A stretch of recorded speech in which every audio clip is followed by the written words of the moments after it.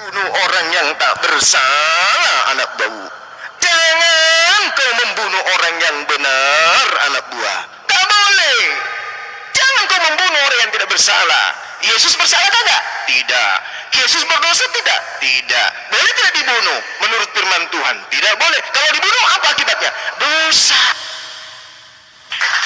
Berarti pembunuhan kepada Yesus dosa atau penebusan dosa? Dosa dong. Sesuatu yang melanggar perintah Tuhan, pasti itu adalah karya setan. Nah sekarang Tuhan yang mengatakan, 6 perkara yang aku benci, bahkan 7 kekejian di dalam hatiku. Apa itu? Jangan kau membunuh orang yang tidak bersalah. Dengan kata lain, jangan kau membunuh Yesus.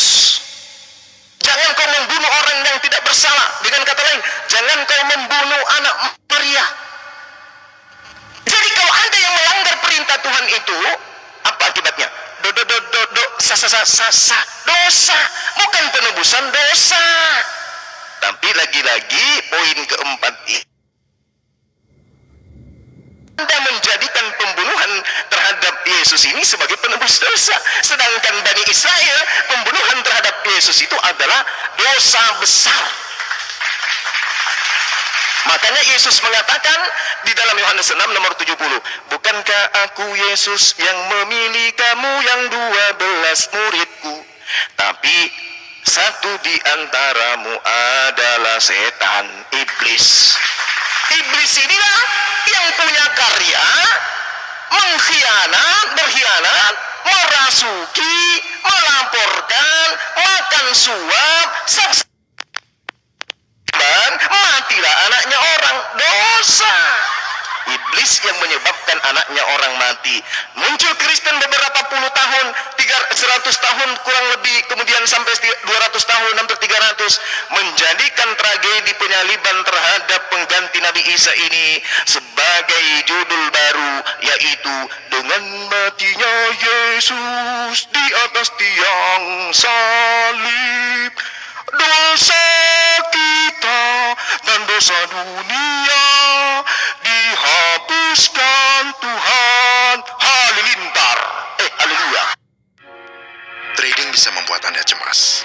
Itulah mengapa kami membuat iklan santai. Haleluya. Begitu. Padahal itu tidak ada. Itu adalah doktrin yang muncul belakangan di Roma dan dilanggengkan, diajarkan oleh penjajah sampai ke Nusantara. Demikian.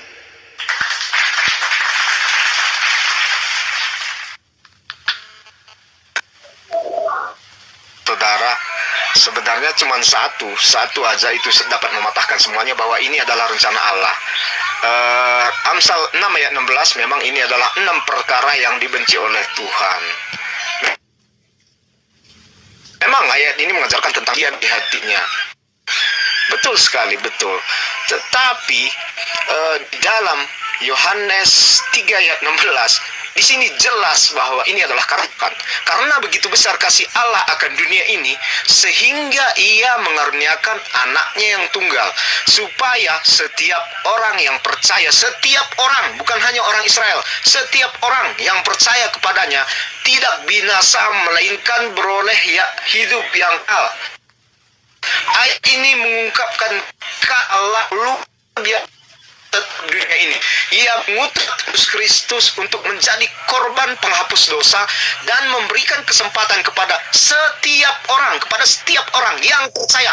Kalau Anda tidak percaya silahkan, tetapi ini adalah kesempatan bagi setiap orang yang percaya. Ayat ini menunjukkan betapa besarnya kasih Allah akan dunia. Jadi hanya melalui kematian Yesus ada perdamaian antara manusia dengan Allah, karena kematiannya adalah korban yang sempurna menebus dosa-dosa manusia. Ada beberapa alasan mengapa kematian Yesus diperlukan membawa perdamaian manusia dengan Allah. Gaji dosa adalah maut. Alkitab ini mengajarkan bahwa akibat dosa adalah maut. Roma 6 ayat 23.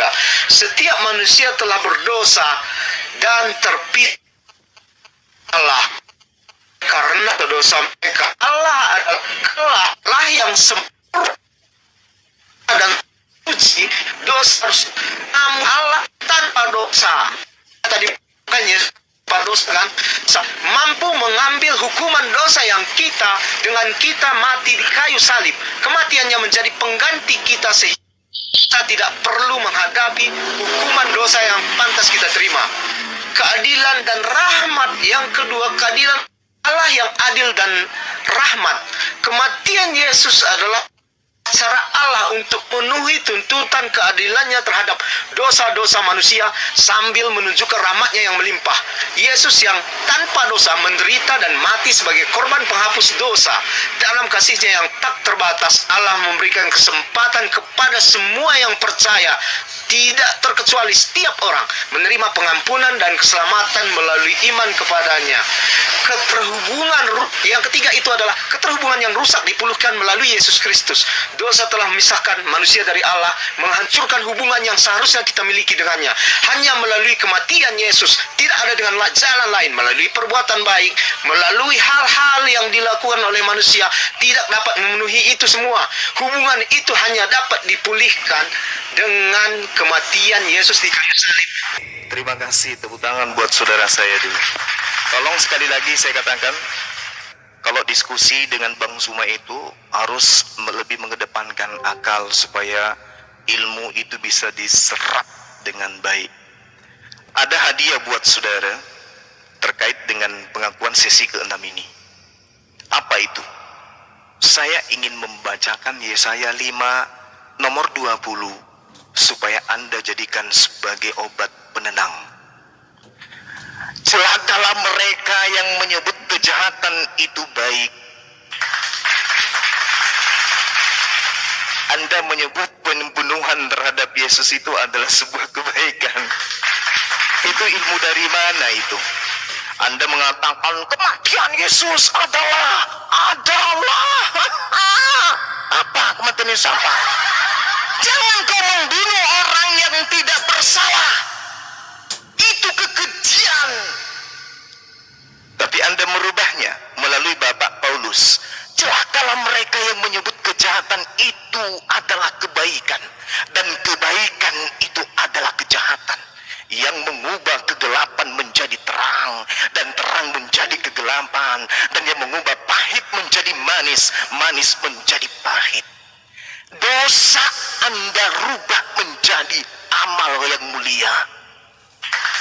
Pembunuhan terhadap anak manusia Anda sebut sebagai penebusan dari dosa-dosa para pendosa.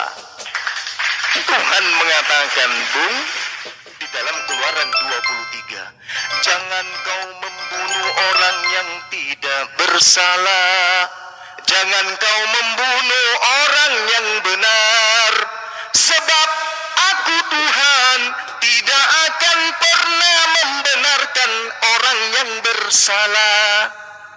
Pencuri ayam, pencuri duren, pencuri gerobak bakso, pencuri mobil, pencuri janda, semua dosanya ditanggung dengan membunuh anaknya orang. Tralalalala, bes. Ini ilmu dari mana, Bung, Anda dapatkan? Sebagai Kristen saya menghargai. Wong Kristen memang ajaran dari Roma. Tapi kalau kita berbicara mengenai kaidah hukum para nabi, yang jahat ya jahat, Bu. Yang baik yang baik. Jangan ditukar. Sedangkan Anda sedang berbicara bukan di gereja, maka kuping, telinga, mata, hidung, mulut, dan kepala justru dengan tumit-tumitnya harus siap mendengarkan pemberitaan kebenaran dari kita, Bang Suma, dari Apologet Islam. Celakalah mereka yang menyebutkan kejahatan itu baik. Siapa bilang pembunuhan kepada manusia itu baik? Siapa yang bilang? Yang bilang siapa? Siapa yang bilang? Yang bilang siapa? Tuhan yang mengatakan, bro. Di mana Tuhan mengatakan bunuhlah orang yang baik? Di mana? Bunuhlah anak Maria itu. Di mana? Apa? Di dalam Yohanes 3, Bang Suma, ya, tertulis di data nomor 16-nya, yes. Apa bunyinya? Coba kau suarakan. Karena begitu besar kasih Elohim akan dunia ini, sehingga Elohim telah mengaruniakan anaknya yang tunggal. Salah, Bang Suma, salah huruf. Yang benar yang mana? Yang tunggal, bukan yang tumbal. Supaya setiap orang yang percaya kepadanya tidak binasa, melainkan beroleh hidup yang kekal. Setiap orang yang percaya kepadanya. Ya siapa? Yesus. Berarti yang harus dipercaya siapa? Yesus. Apa kata Yesus di dalam Matius 19? Guru, yes, bagaimana caranya aku mau masuk surga? Oh, gampang. Gampang gimana, guru? Kalau kamu ingin memperoleh hidup yang kekal, iya guru, jangan kamu membunuh. Ulang guru, mulut saya bisu, mulut saya tulip. Dengarkan, kamu bertanya samaku, ya? Guru, gimana caranya memperoleh hidup yang kekal? Caranya yang pertama, kamu jangan membunuh. Percaya tidak bahwa menurut Yesus hidup bisa diperoleh dengan cara tidak membunuh? Percaya? Percaya kan? Percaya kan? Harus percaya kepada Yesus. Barang siapa yang ingin hidup, maka dia harus percaya kepada Yesus. Ketika Yesus mengatakan, jangan membunuh, maka harus percaya, jangan membunuh, coy. Membunuh berarti ente nggak percaya kepada Yesus. Kalau ente tidak percaya kepada Yesus, menurut dalil ini, engkau akan binasa di dalam dosamu sendiri.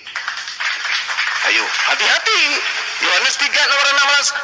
Karena begitu besar kasih Elohim akan dunia ini, sehingga Elohim telah memberikan anugerah kepada dunia ini, yaitu anaknya yang tunggal, supaya kepada tidak binasa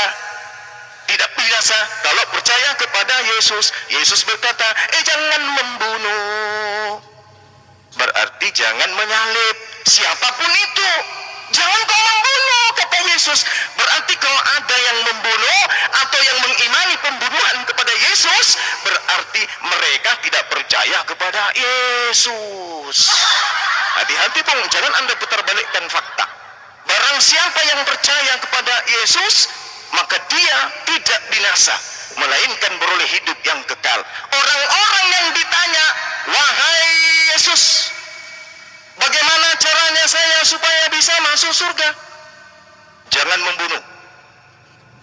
Yang percaya kepada Yesus, pada saat ada penangkapan terhadap Yesus, mereka akan pergi meninggalkan dan menganggap pembunuhan kepada Yesus itu adalah suatu dosa besar.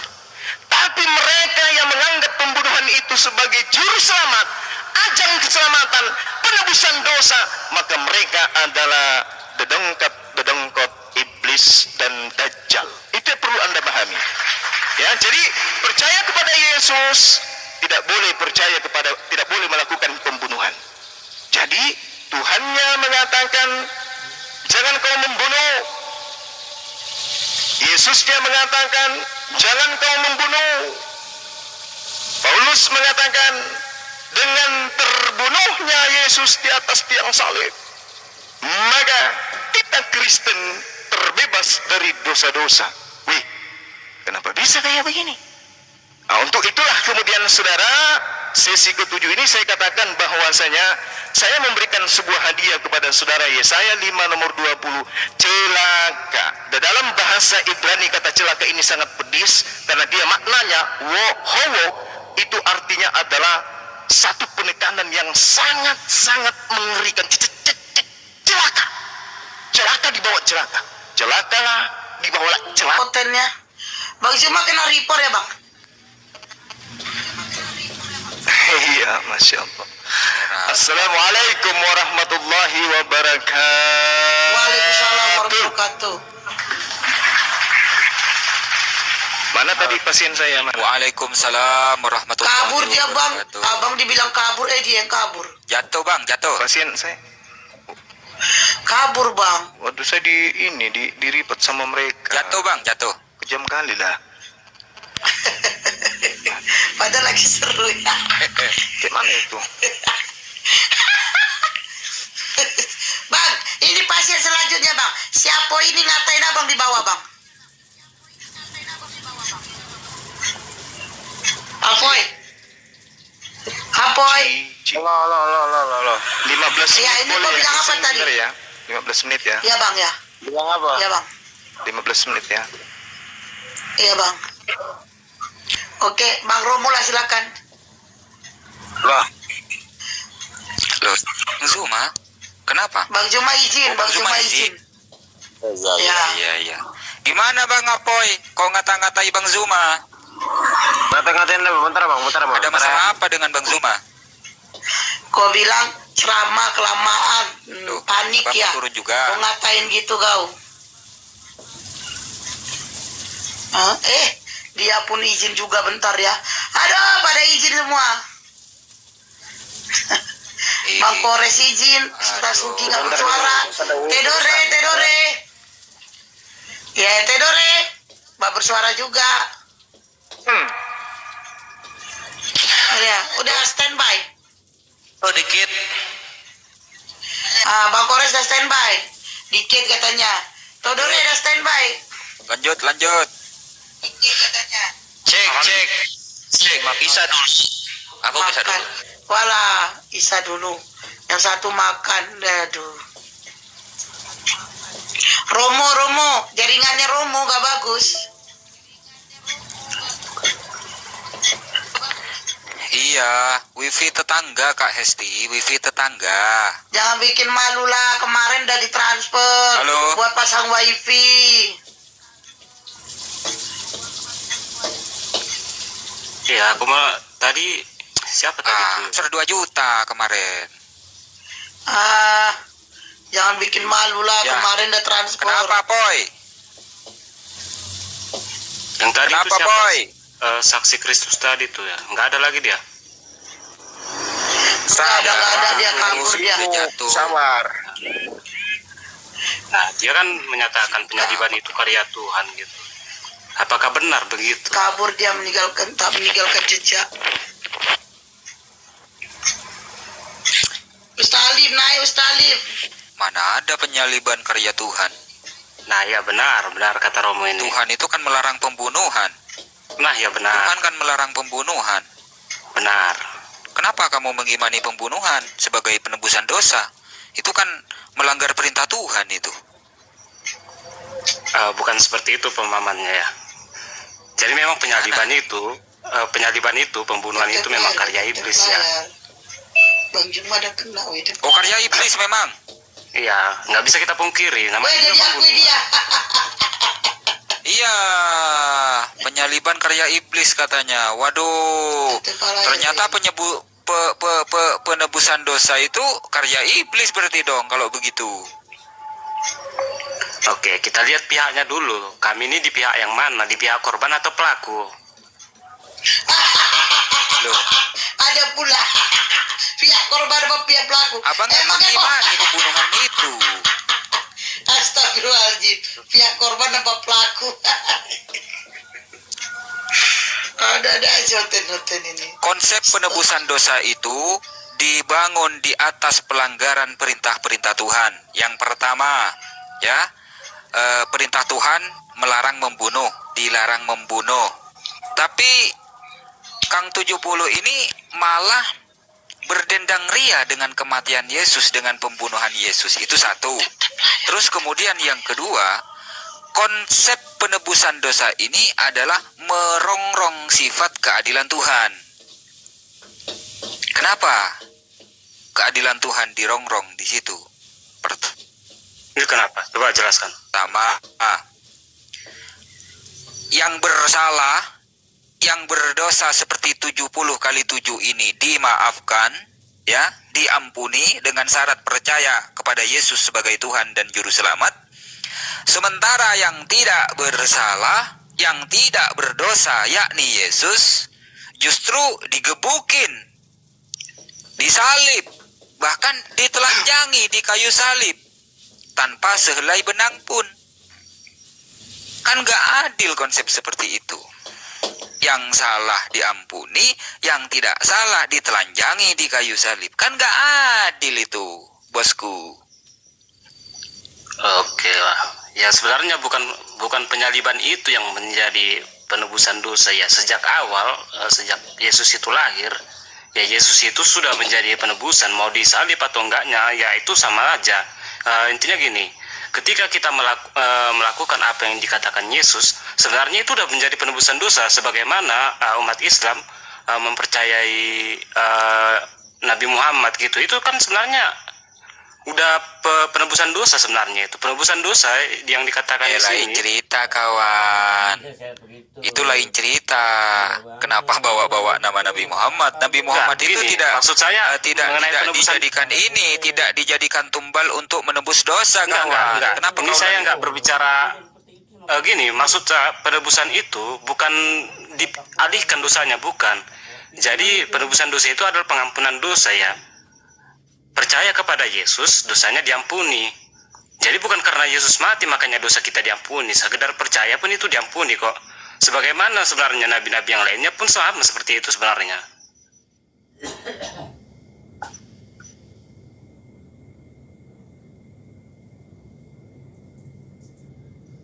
Terbental ya, sinyalnya merah-merah soalnya tadi.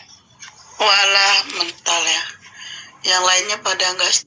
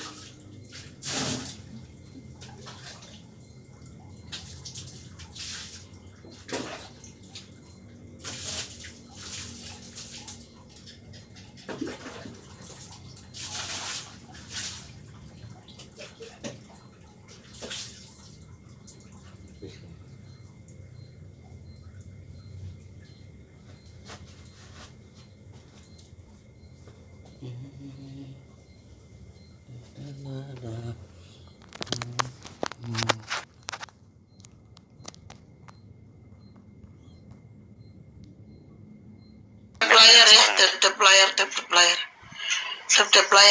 layar. Oke, turun.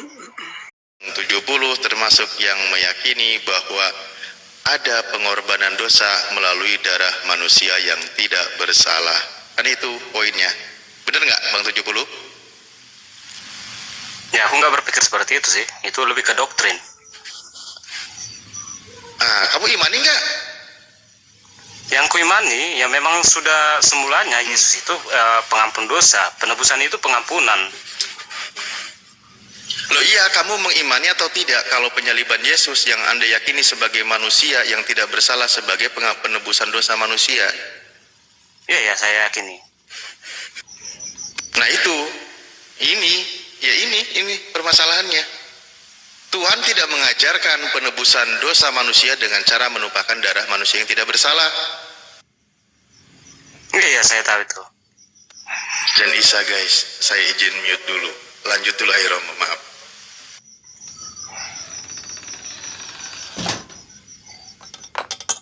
Romo,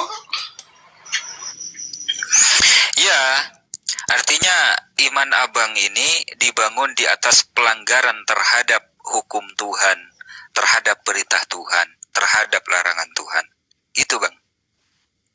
Kalimatnya kurang tepat ya, kurang tepat kalimatnya. Jadi iman yang saya yakini itu dibangun atas dilanggarnya, bukan pelanggaran. Iya, dilanggarnya hukum Tuhan. Ya, karena kan Wah, luar biasa. Luar biasa memang bang ya. Abang yang salah, abang yang dosa, abang yang banyak salah, banyak dosa, abang yang dimaafin. Sementara Yesus yang tak bersalah, yang tak berdosa, justru digebukin, ditusuk lambungnya, bahkan ditelanjangi di kayu salib tanpa celana dalam, tanpa sempak gitu kan. Kasihan sekali. Aduh, tidak adil sekali Tuhan yang seperti itu, Bang. Itu, aduh, konsep keadilan Tuhan dirongrong di situ, Bang. Oke, tapi pengampunan itu bukan semata-mata hanya karena kepercayaan loh. Mau percaya atau tidak, yang jelas itu sudah merongrong sifat keadilan Tuhan itu sendiri, Bang. Nah, keadilan Tuhan yang Anda maksud itu gimana? Ya, kalau mau adil, seharusnya yang bersalah dihukum, yang tidak bersalah tidak dihukum. Nah, Kemana dia? merah-merah signalnya. Iya. Ini Bang 70 apa Bang kali aja lah biar cepet ngomongnya. Gini ya. Cobalah kamu maknai, kamu pahami gitu loh. Kita sering diskusi bahwa Tuhan itu sudah mengajarkan pengampunan dosa. Sudah diajarkan oleh para nabi yang terdahulu bahkan. Dan sudah diberitahukan bahwa tidak ada membolehkan pembunuhan terhadap manusia yang tidak bersalah. Ya, benar-benar. Kan ini sudah dikunci sebenarnya kayak gini. Oke? Tuhan Ya, benar. tidak pernah menghendaki pembunuhan terhadap manusia yang tidak bersalah. Justru Tuhan itu sangat membencinya gitu.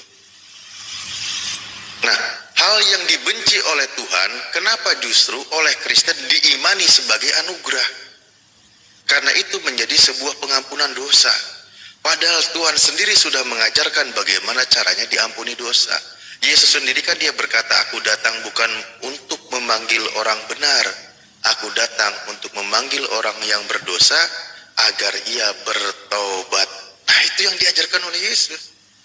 Apa ketika Yesus mengajarkan agar manusia itu bertobat, dosanya tidak diampuni? Ya tentu diampuni, karena dia mengajarkan sebagaimana juga pengajaran para nabi terdahulu.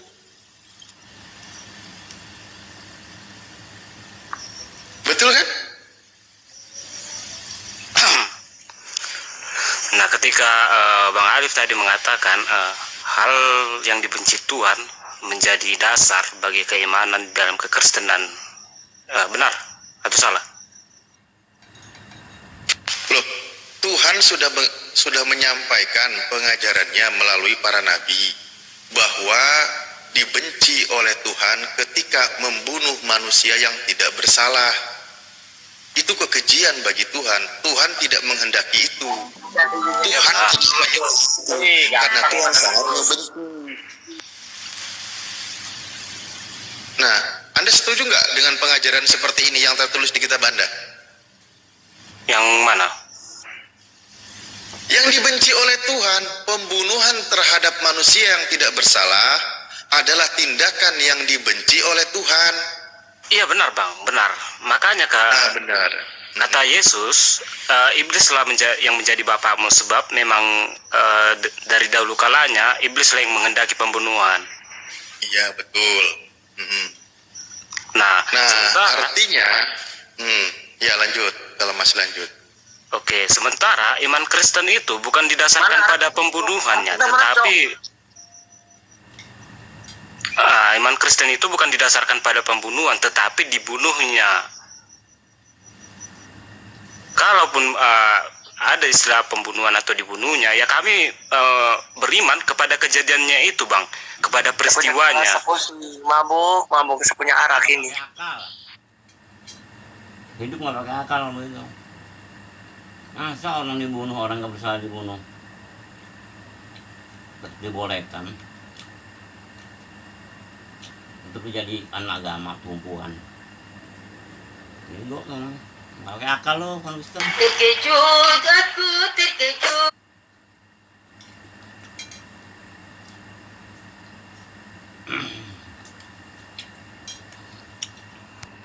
Orang Kristen tuh nggak punya akal gitu. Masa orang tidak bersalah dibunuh? Mabuk punya arak ini. Lah iya, gini, Al-Quran memang mengabarkan bahwa akan ada yang percaya bahwa yang dibunuh itu adalah Nabi Isa alaihissalam atau Yesus. Hanya orang yang demikian itu sedang berada di dalam perselisihan, hanya mengikuti prasangka dan sebagai orang yang mengikuti hukuman dari Tuhan.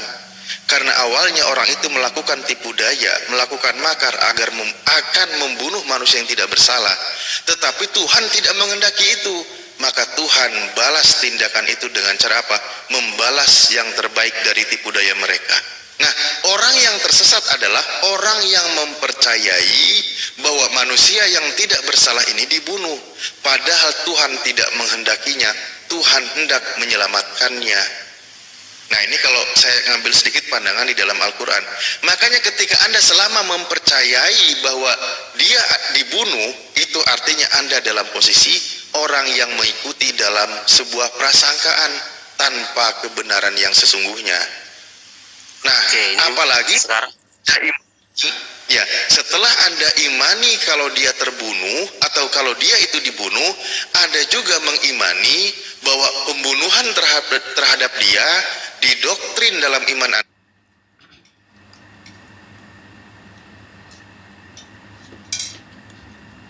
adalah menjadi kekejian bagi Tuhan ketika pembunuhan terhadap manusia yang tidak bersalah, kan gitu. ya benar-benar. Nah, benar. Bahkan di dalam Matius 7 dijelaskan, mintalah maka akan diberi, ketuklah maka akan dibukakan pintu bagimu, kan gitu. Masakan, kata Yesus ngasih perumpamaan, bapakmu yang penjahat saja, masa dia akan memberikan ular ketika Anda meminta ikan? Itu penjahat saja tidak mungkin ngasih keburukan kepada anaknya, sementara anaknya Bang. menghendaki kebaikan. Maksud saya, dari mana? Apalagi Tuhan. Gini Bang, maksud saya dari mana Yesus tahu cawan tersebut? Innalillahi wa inna ilaihi Enggak, raji'un. begini konsep berpikirnya begini Bang.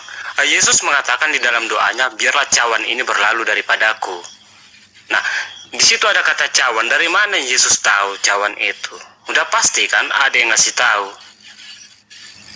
Nah, siapa yang Ya, memang dia itu Yesus itu kan berusaha ditangkap, difitnah berkali-kali, dituduh hasil anak zina, dituduh akan memberontak, dituduh mengaku sebagai Tuhan, anak Allah, dan seterusnya dan seterusnya. Ujian bagi Yesus sampai dia mengungsi bersama muridnya pergi ke Taman Getsemani. Di sana dia pasrah, berdoa semalaman kepada Tuhan. Ini ujian, hukuman, digambarkan cawan itu sebagai hukuman penyaliban. Makanya biarkanlah ini berlalu, biarkanlah ini terjadi sesuai dengan kehendak Tuhan, bukan kehendak saya, kata Yesus. Maka Yesus di situ pasrah kepada gini, Bang, Tuhan. kalau kita telah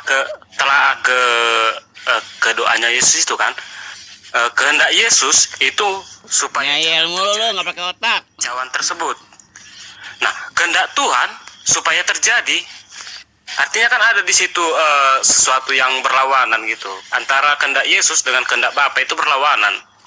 Nah, makanya di penutup doa dikatakan Yesus, tetapi janganlah kehendakmu terjadi, kehendakku terjadi, melainkan kehendakmu lah yang terjadi. Artinya kehendak cawan itu udah kehendak Bapa. Apa yang terjadi, bahasa yang benar. Aduh ya Allah, ini orang kok nggak paham-paham ya. Artinya Yesus di situ pasrah dia.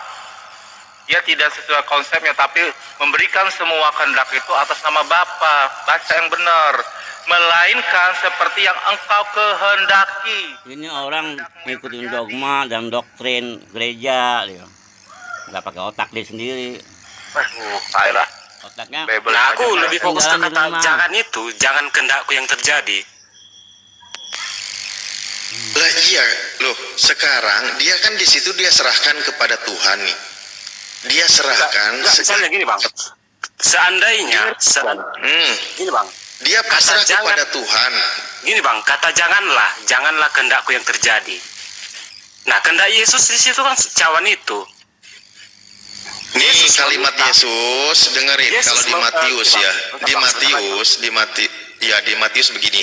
Maka ia maju sedikit, lalu sujud dan berdoa, katanya, "Ya Bapakku, jikalau sekiranya mungkin, biarlah cawan ini lalu daripadaku, tetapi janganlah seperti yang ku kehendaki, melainkan seperti yang engkau kehendaki." Dia pasrahkan semuanya itu berlalu sesuai dengan kehendak Tuhan. Oke? Sepakat nggak? Nah, begini Bang. Di situ ada kata jangan. Nah, di situ ada kata jangan, Bang. Astagfirullahaladzim. Yesus Dia meminta serahkan supaya itu kepada Tuhan. Dia serahkan itu kepada Tuhan. Paham nggak di sini? Dia itu peristiwa itu berlalu, dia serahkan sesuai dengan kehendak Tuhan. Ya, Itu benar, dulu benar. poinnya. Iya, dia serahkan kepada Tuhan. Sekarang pertanyaan saya, Tuhan menghendaki atau tidak pembunuhan terhadap manusia yang tidak bersalah? Nah, apakah Tuhan menghendaki pembunuhan terhadap manusia yang bersalah? Ya enggak jawabannya. Manusia yang tidak bersalah. Iya, iya, iya. Nah, oke, ya sudah. Artinya Tuhan tidak menghendaki terjadinya pembunuhan, penyiksaan, penelanjangan, penumbakan, pemakuan, apalagi itu terhadap Yesus. Karena Yesus, seandainya dia benar yang dibunuh itu Yesus, yang ditumbak itu Yesus, yang ditelanjangi itu Yesus, yang dipaku itu Yesus, yang dikasih mahkota berduri itu Yesus, betapa hinanya Yesus di hadapan Tuhan. Bahkan di hadapan manusia, Tuhan tidak menghendaki itu. Bahkan di dalam Ibrani nomor 5 nomor 7, gini, karena Bang, aku nggak kesalehannya, kepasrahannya Bentar, kepada Bang. Tuhan, Tuhan itu menyelamatkan Yesus dari maut. Karena kesalehannya, doa orang baik, orang soleh itu didengar Tuhan. Nah, gini Bang, aku kembali menelaah doa Yesus itu ya. Kehendak Yesus, biarlah cawan ini berlalu daripadaku. Tetapi di akhir doa Yesus, Yesus membatalkan doanya itu. Janganlah. Loh, bukannya benar ya? Malah membatalkan doanya. Loh, iya Malah kan? dia justru kan, dia sampai 2 kali berdoa kepada Tuhan, sampai marah-marah dia. Nih, saya mau khusus berdoa, saya maju menjauh dari muridnya, suruh 2 muridnya, 3 muridnya suruh berjaga-jaga, jangan tidur, saya mau doa. Ketika dia berdoa, fokus berdoa, balik kepada muridnya, lo ini suruh ronda malah tidur. Bangun, bangun, saya lagi doa. Kamu jangan tidur. Bisakah kamu berjaga-jaga 1 jam saja, kata Yesus. Saya lagi fokus berdoa. Dia suruh ronda, khawatirnya tentara Romawi datang. Dia lagi serius fokus berdoa itu. Gimana sih kok malah jadi dia menggagalkan doanya? Ya gimana Anda Bukan ini? menggagalkan doanya Bang, membatalkan. Terkait ada kata, aduh merah-merah lagi nih. Enggak ada. Karena adanya kata janganlah seperti yang aku kendaki. Itu nggak ada Yesus membatalkan di situ. Coba begini, perhatikan per kata, per unit kata, frase kata. Di dalam Matius 26:39 itu dikatakan, maka ia maju sedikit, lalu sujud dan berdoa. Katanya, ya Bapakku, jikalau sekiranya mungkin, biarlah cawan ini lalu daripadaku, tetapi janganlah seperti yang kuhendaki, melainkan seperti yang engkau kehendaki. Pertamanya, Yesus sudah mengetahui bahwa cawan yang dimaksud di dalam pemikirannya itu akan berlalu, tapi cara berlalunya kamu tahu tidak seperti apa? Kamu tahu tidak cara berlalunya cawan itu menurut Yesus? Ya kan belum, pada saat itu belum terjadi, belum ada Makanya kenapa kamu merujuk terjadi kepada pembatalan, sementara kamu saja tidak tahu bagaimanakah pemikiran Yesus untuk berlalu dari cawan itu. Bagaimanakah konsep Yesus bahwa cawan itu akan berlalu yang sesuai dengan pemikiran dan kehendak Yesus. Nah, sekarang terangkan, menurut kehendak Yesus bagaimanakah caranya cawan itu berlalu? ya kan nggak ada diterangin Bang. Nah, kamu kalau tidak diterangkan, kenapa kamu merujuk kepada itu pembatalan? Artinya Yesus memiliki pemikiran bagaimana cawan itu berlalu. Tetapi dia berharap janganlah seperti dalam pemikirannya, tapi dia berpasrah, terserah kamu ya Bapakku, bagaimana caranya cawan ini berlalu. Sesuai kemauanmu ya Bapakku, sesuai dengan kehendakmu. Karena kalau kehendak saya begini Bapak, tetapi kalau Bapak punya kehendak yang lain, ya terserah, saya pasrah, saya manut. Terus Anda belum tahu bagaimana caranya cawan itu berlalu, tapi sudah mampu menyimpulkan itu dibatalkan. Itu Nah, konsep Ya, pasrah. maksud saya seperti ini. Ini sekarang kehendak gini aja, Yesus. gini. Mari kita Kehendak Yesus. Iya. Kehendak Bang 70, Yesus, Bang. gini. Gini. Ya, kita kembali kepada poin di situ. Ketika Yesus berdoa, memohon kepada Tuhan di situ, dia fokus bahkan sampai 2 kali. Di situ menunjukkan kalau Yesus itu ikhlas, tunduk, patuh dengan segala ketetapan Tuhan. Betul ya? Betul ya? Ya. Bahwa Ya. atas kehendak Tuhanlah biarlah ini terjadi.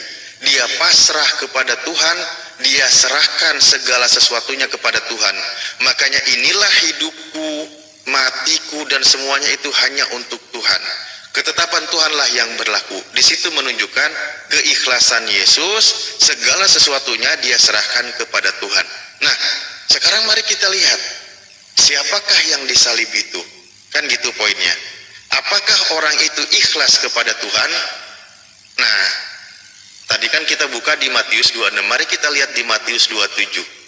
Kira-kira jam 3 berserulah Yesus dengan suara nyaring, Eli, Eli, lama sabachthani. Artinya, Tuhanku, Tuhanku, mengapa engkau meninggalkan aku? Kenapa di sini malah dia mengeluh? Ini menunjukkan pribadi lain yang disalib. Menunjukkan orang ini malah mengeluh bahwa kenapa Tuhanku, kenapa engkau meninggalkan aku? Padahal sebelumnya dia sudah pasrah dengan segala ketetapan Tuhan. Tetapi orang yang disalib beda lagi. Dia mengeluh kepada Tuhan, Tuhanku, Tuhanku, mengapa engkau meninggalkan aku? Nah, ini menunjukkan pribadi yang berbeda. Berarti orang yang disalib itu orang fasik. Yang menunjukkan pribadi lain yang disalib, makanya dia berbicaranya beda. Dan lagi satu poinnya adalah yang tertulis di kitab Anda sendiri, baik di Mazmur maupun di dalam Matius, di Yohanes 8:29, Mazmur 37:28, di situ dikatakan bahwa Tuhan tidak pernah meninggalkan Yesus. Yesus sendiri yang berkata di Yohanes 8:29, Allah tidak akan pernah meninggalkan aku. Di dalam Mazmur 37 nomor 8 Anda baca, Tuhan tidak akan meninggalkan orang yang benar sampai selama-lamanya.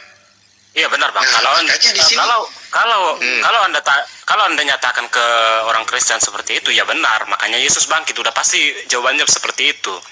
Jadi baik dalam keadaan Artinya mati. yang disalib bukan Yesus, karena di situ dia berkata, Tuhanku, Tuhanku, mengapa engkau meninggalkan aku? Kalau Jadi dia menurut orang Abang, ikhlas, siapakah yang disalib itu? Apakah orang fasik seperti yang difirmankan Tuhan dalam Perjanjian Lama? ya betul. Makanya sesuai dengan ketetapan Tuhan, orang fasiklah yang menjadi pengganti orang benar. Kan gitu ketetapan Tuhan itu. Al-Quran mengabarkan wa makaru kalau wa misalkan itu orang makarullah fasik, Pak. wallahu khairul makirin. Begitu. Kalau itu orang fasik, Bang, kenapa orang yang disalibkan itu berani berkata dengan orang yang di sebelahnya, pada hari ini juga engkau akan bersama-sama aku. Pada hari ini juga.